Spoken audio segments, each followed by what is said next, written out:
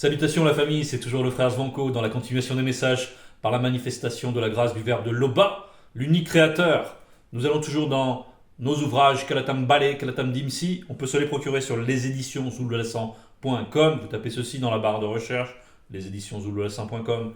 Et le premier site référencé vous permettra ensuite de vous procurer ces ouvrages qui sont sans commune mesure dans le visible et qui n'ont rien à voir avec les livres religieux, si ce n'est que ces livres religieux ont été inspirés de ces écrits restitués aujourd'hui par l'entremise de Zouloulassan, qui représente le spirituel. Bien, il est l'enseignant mandaté, il est le seul enseignant dans le visible en ce moment, le seul légitime, c'est le redresseur de tort, et ses écrits là sont purs. Et on voit toutes les hérésies, toute la folie qui a été mise dans les livres religieux, inspirés donc des livres authentiques, mais qui ont été trafiqués pour de viles intentions, pour satisfaire les besoins de ceux qui sont assoiffés de pouvoir et de jouissance des choses du visible. Bien, qui sont corrompus donc. Donc ces ouvrages aussi, nécessairement, le sont, pour leur permettre d'asseoir un joug. On verra que le religieux permet à l'oppresseur d'avoir une légitimité. C'est aussi le thème d'aujourd'hui. On va aller dans Wuta. Dans Wuta, ça va correspondre à Sophonie dans les Bibles falsifiées. Wuta, révéler ce qui est caché. Et au chapitre 3, le titre est « Malheur aux non-initiés de la ville rebelle et souillée ». Rebelle et souillée. Donc, c'est donc une ville qui est baignée dans le péché et qui se complaît dans le péché, qui aime ça, qui a fusionné avec le péché à un point que ça devient une nourriture quotidienne. Il faut de plus en plus d'iniquité. Les gens se satisfont de la cruauté, des exercices de cruauté. Quand on voit quelqu'un être mis à mort, les gens se réjouissent. Peu importe s'il a fait quelque chose de bien ou mal, au contraire, s'il a été pris, c'est bien fait, ils deviennent moqueurs, ils se rient du pauvre. Voilà, ils sont dans un état de conscience délabré et souillé. Donc, ici, Wuta nous dit « Malheur aux non-initiés de la ville rebelle et souillée, à la ville pleine d'oppresseurs. » Donc, on nous indique que ce qui a cours dans cette ville, c'est l'oppression partout. L'oppression, qu'est-ce que c'est ? C'est la tyrannie. C'est le contraire d'aimer son prochain comme soi-même. C'est le fait d'exploiter son prochain, d'utiliser son prochain pour ses propres intérêts. Et non, donc, c'est l'égoïsme radical où le sort de l'homme ne vaut plus rien, où on aura plus d'égard pour le sort d'une plante que pour celui d'un autre être, comme soi. Et on voudra en tirer un bénéfice, on veut tirer des fruits, on veut exploiter, on veut faire en sorte que ces personnes-là, on va les réduire en esclavage, par exemple, et puis on va essayer de s'enrichir par l'esclavage, on va voir en l'autre un objet, voilà, un objet, un moyen de satisfaire ses désirs mauvais et égoïstes, n'est-ce pas ? Donc, dans cette ville, ça représente un état de conscience, n'est-ce pas ? Ça représente, une ville, c'est aussi un ordonnancement, une organisation d'une vie commune, d'un collectif. Et ça représente un état de conscience collectif. Et cet état de conscience collectif, il est marqué par la tyrannie, donc par l'oppression. On va décrire cette oppression un peu plus en avant ensuite. Donc cette ville-là, elle n'écoute aucune voix, elle n'a point égard à la correction, elle ne se confie pas au Verbe de Loba. Elle ne s'approche pas de lui. Donc on voit que cette ville-là, elle est, comme on disait au départ dans le titre, elle est dans la complaisance. Elle est dans la complaisance avec le péché. Elle a fusionné avec le péché à tel point que on ne veut pas entendre aucune remise en question, quelque chose qui viendrait faire la morale, qui viendrait dire mais comment tu peux te vautrer ainsi dans le péché, dans l'iniquité, dans tout ce qu'il y a de mauvais, dans le mal, comment tu peux revendiquer d'être mauvais à ce point et n'avoir aucune honte de cela ? Eh bien, ici on nous dit elle n'écoute aucune voix, donc si on envoie un messager tel que Wuta dans cette ville il sera mal accueilli, il sera peut-être persécuté si Loba laissait faire, mais ce n'est pas ainsi. Parce que Loba ne laisse pas outrager ses prophètes, bien sûr. Ce n'est pas comme dans les Bibles falsifiées, où n'importe quel représentant du Créateur peut être lynché, traîné, mais c'est pas comme ça. À commencer par son soi-disant fils, Jésus, qu'il envoie à la boucherie, recevoir des crachats, des insultes, des injures, et en plus livré à la boucherie. Et ce Dieu-là, qui donne son fils, ce Dieu, il se dit amour. Et son fils, voilà comment il le traite. Qui a un peu de bon sens ne peut pas accepter cela. Or, il n'en est pas ainsi de Jokisabe, qui est le premier-né de la création. Il n'en est pas ainsi. Loba ne l'a pas envoyé pour périr. C'est une parenthèse. Bien. Donc on voit que cette ville, on ne peut pas la reprendre. D'une manière ou d'une autre, on ne peut pas la reprendre. D'une manière ou d'une autre, parce que le Verbe parle cependant tantôt d'une manière, tantôt d'une autre. Si à travers la nature, on commence à corriger cette ville avec une grande tempête, avec des catastrophes naturelles, à répétition, elle ne va pas se laisser avertir pour autant. Elle va continuer. Tant qu'elle sera en mesure de le faire, elle continuera à se satisfaire de l'iniquité, à vivre dans la démence meurtrière et cruelle. On y vient, cette démence meurtrière et cruelle. Ces chefs au milieu d'elle sont possédés par des démons lions rugissants. Ces juges sont possédés par des démons loups du soir qui ne gardent rien pour le matin. Donc, on voit ici qu'il y a des dirigeants, qu'il y a des juges dans cette ville qui sont complètement corrompus et assoiffés de pouvoir et d'avidité. Donc, on va prendre Méné 7, verset 3, qui complémente un peu cet état de conscience qui caractérise les dirigeants de cette ville. Méné 7.3. Leurs mains sont habiles à faire le mal. Le prince non initié a des exigences. Le juge corrompu réclame un salaire malhonnête. Le grand manifeste son avidité et ils font ainsi cause commune. C'est-à-dire, ils sont d'accord pour exercer une oppression du peuple, pour faire en sorte de les presser comme des citrons pour en tirer du jus. Et peu importe si le fait de s'enrichir de la sorte, ça correspond aussi à réclamer le sang de leur propre population, à faire en sorte qu'elle soit dans la souffrance, qu'elles soient affamées, peu importe. Et ensuite, bien sûr, le peuple va commencer à leur ressembler, parce que eux, ils incarnent un modèle. Les peuples, ils vont se dire, mais comme les gens se disent, mais je vois tout le monde qui triche autour de moi, tout le monde accepte des présents qu'ils ne devraient pas accepter, accepte la corruption, et les gens vont réagir ainsi, je ne suis pas plus bête qu'un autre. Et ils vont vouloir imiter les usages de ces mauvaises personnes, parce qu'ils voient que ça marche comme ça au-dessus, que le degré de corruption de ceux qui dirigent est tellement énorme que eux, ils ont l'impression qu'ils ont le droit de faire ce petit peu qu'ils s'autorisent. Et c'est comme ça que les consciences se dégradent au fur et à mesure, et ce petit peu, ça devient beaucoup, et ce beaucoup devient quelque chose ensuite qui fait qu'on n'a plus de notion même de la justice. On ne pense qu'à soi. On ne pense qu'à se repaître personnellement. On devient, souvent on dit comme une bête, mais c'est bien pire qu'une bête. Là on nous a parlé ici, des démons lions rugissants, des démons loups. C'est bien pire qu'une bête.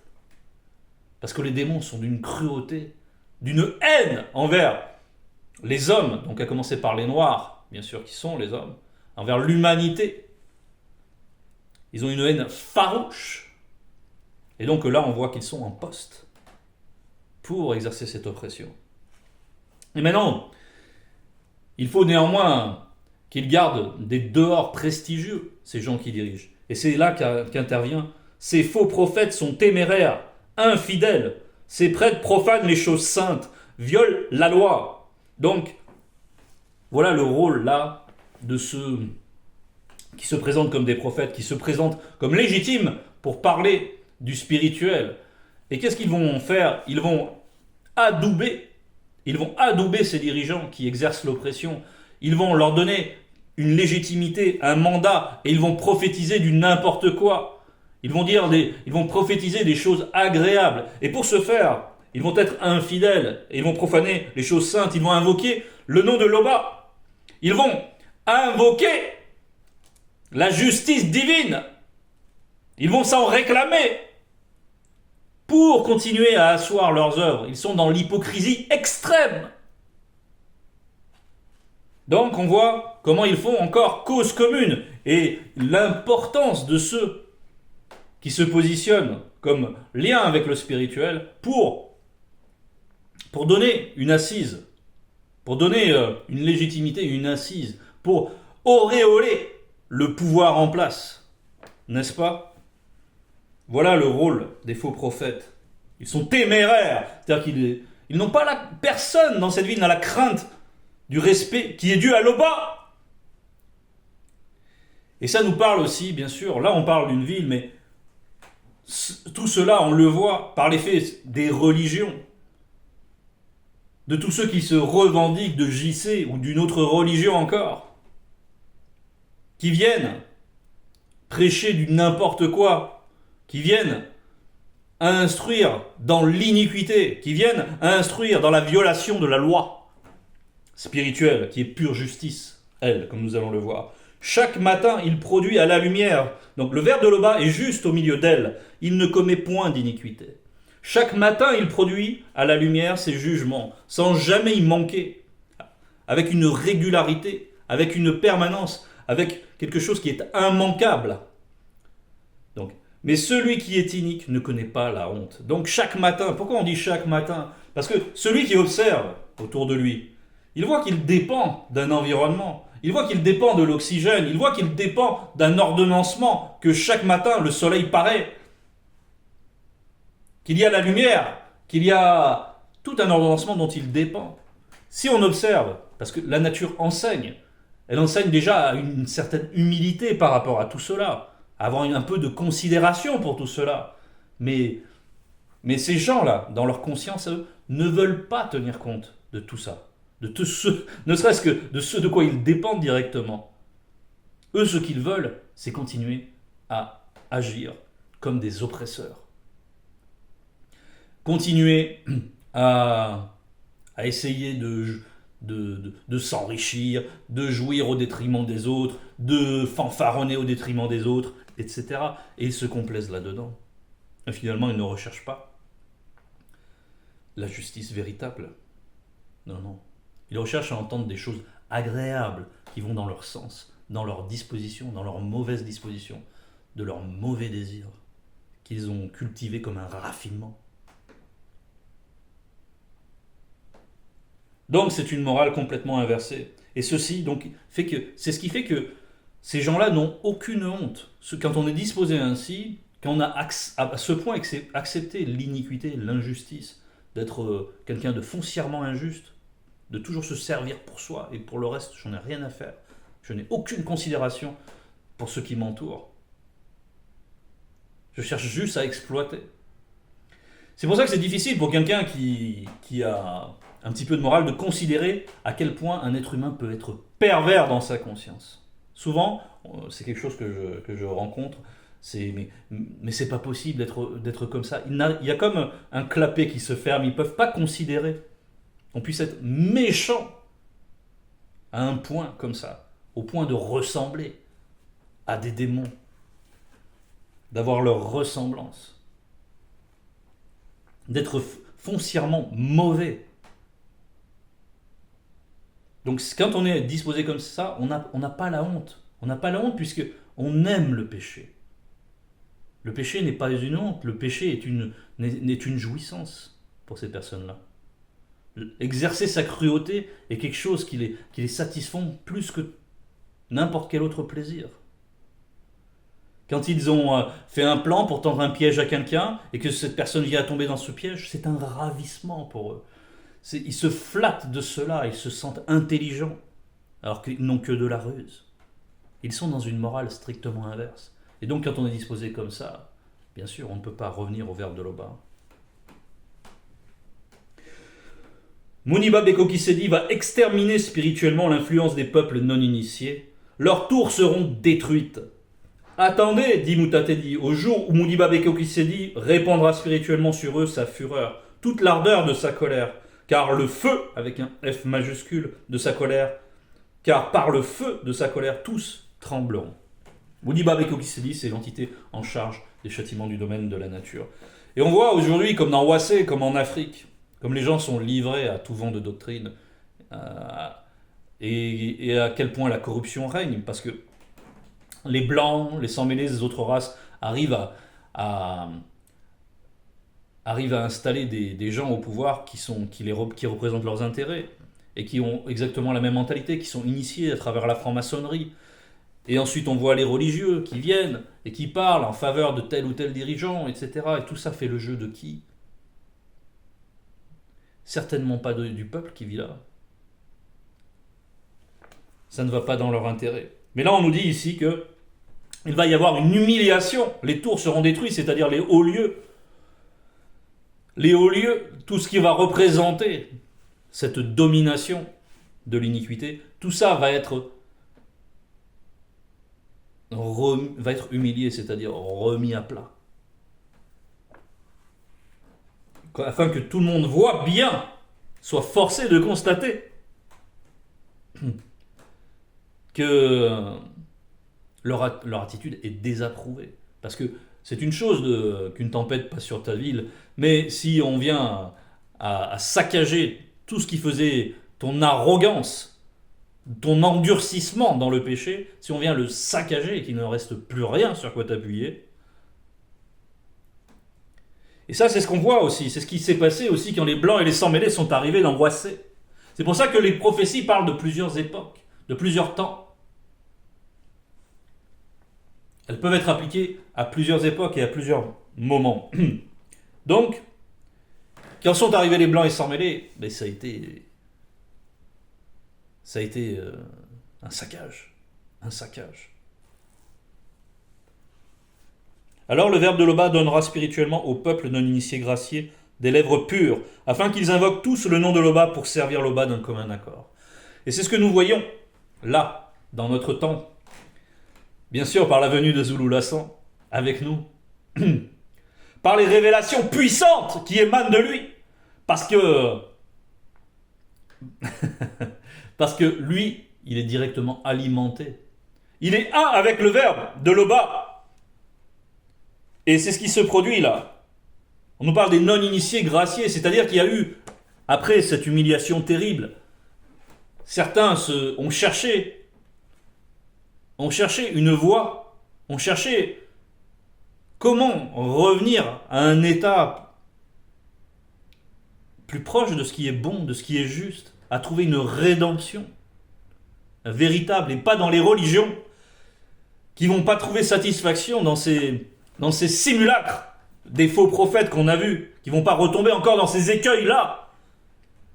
Non, mais qui vont exiger la vérité et qui vont adhérer à la vérité qui émane de Zulu Lassan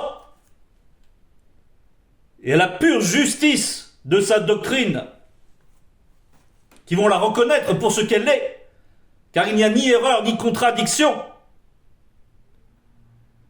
Il n'y a que pure justice et pure vérité, à contrario de ces religions qui sévissent encore dans Wassé.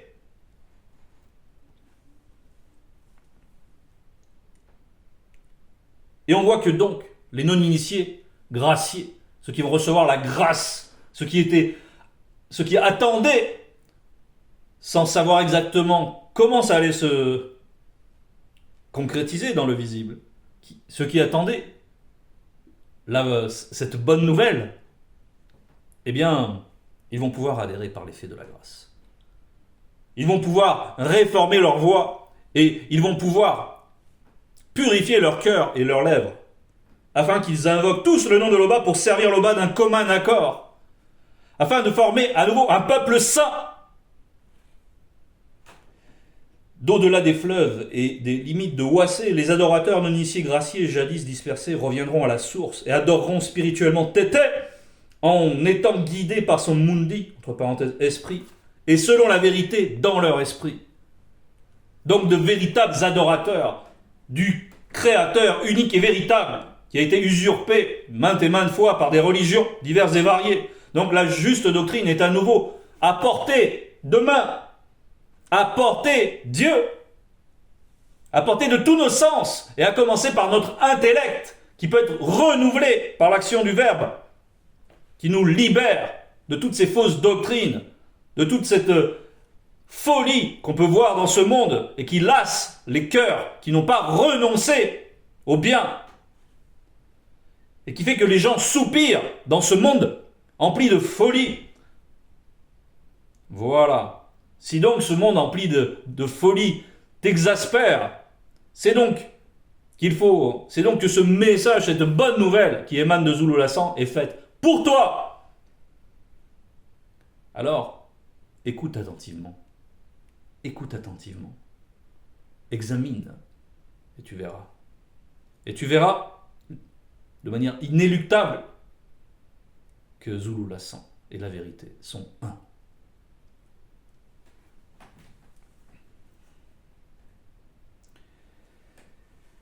En ce jour-là, tu n'auras... Et on voit aussi le rassemblement, bien sûr. C'est un aspect, donc... Parce que souvent, les gens, ils viennent à Wassé, ils disent, mais entre frères noirs, il faut qu'on se tienne, il faut qu'on s'entraide, il faut, etc. Ils essaient de s'unir. Ils ont conscience que c'est ce qu'il faut, mais il leur manque la base. Il n'y aura pas d'union sans adhérer au verbe de Loba, parce que l'homme noir est génétiquement lié au verbe de Loba. Donc s'ils veulent être un à nouveau, ça se fera par le verbe de Loba, et pas autrement. Et tout ce qu'ils essaieront d'entreprendre pour s'unir avec un autre support que celui-là, avec en se revendiquant d'Égypte, ou tous ces courants, ou en se revendiquant de leurs ancêtres, qu'ils ne connaissent même pas, qui faisaient du n'importe quoi, parce qu'il y a des ancêtres selon le verbe de Loba, et ça c'est autre chose. Donc, il n'y aura pas d'union possible sans mettre le fondement, la base. C'est revenir à la spiritualité originelle, authentique, auquel le peuple noir est intrinsèquement lié.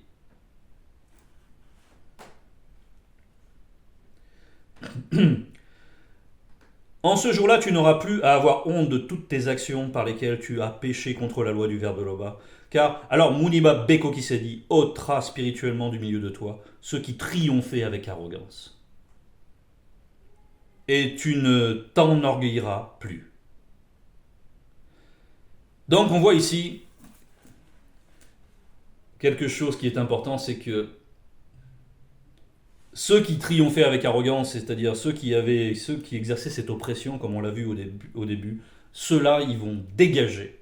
Ils vont être supplantés par, au verset 12, le verbe de Loba laissera au milieu de Wassé des initiés. Des initiés. Donc c'est ce qui va se produire là. C'est-à-dire que quand Zulula aura terminé sa mission, eh bien il y aura des initiés.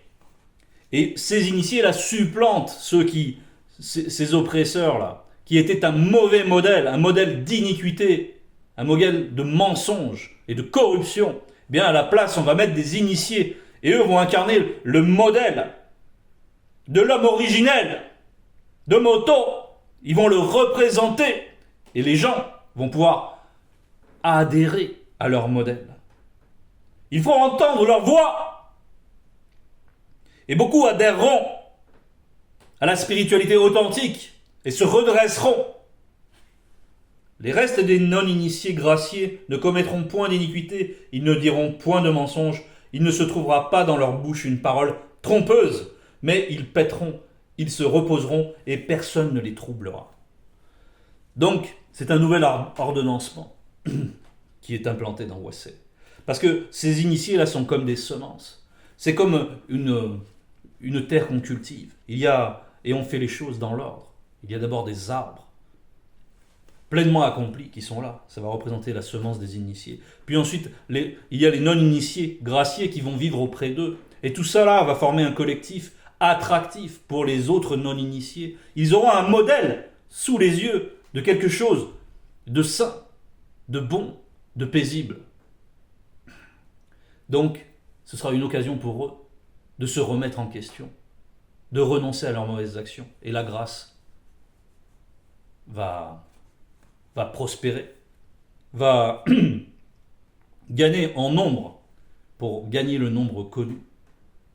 Cette thématique, ceux qui sont de l'extérieur ne la connaissent peut-être pas, mais le nombre connu, il y a un nombre de personnes qui doivent connaître le salut. Et ce n'est pas 144 000 ou des choses comme ça, ou des hérésies. Les gens ne comprennent pas 144 000 à l'échelle des temps. Qu'est-ce que ça représente? Ça n'a même pas de sens. La proportion est complètement illogique. Bref. Là, on est dans les justes mesures, dans les justes poids, dans les justes proportions. Donc ce n'est pas ainsi le nombre connu. Mais bref. Ils se reposeront et personne ne les troublera. Oui, c'est ce qu'on trouve en suivant les voies du Verbe de l'Oba. Malgré la folie de ce monde, intérieurement, on peut se ressourcer constamment dans ce repos-là, dans cette paix-là, aussi dans la dignité que nous confère le Verbe de l'Oba. Donc, frères et sœurs, prenons courage. L'œuvre est en marche. Et que celui qui cherche encore le fasse avec application, avec toute l'exigence que réclame cette quête de la vérité. Et, comme on l'a dit tout à l'heure, il ne pourra que se rendre à l'évidence concernant Zulu Lassan, concernant les ouvrages qu'il nous a restitués, concernant tout ce qui émane de sa personne. Gloire à l'Oba, notre tété.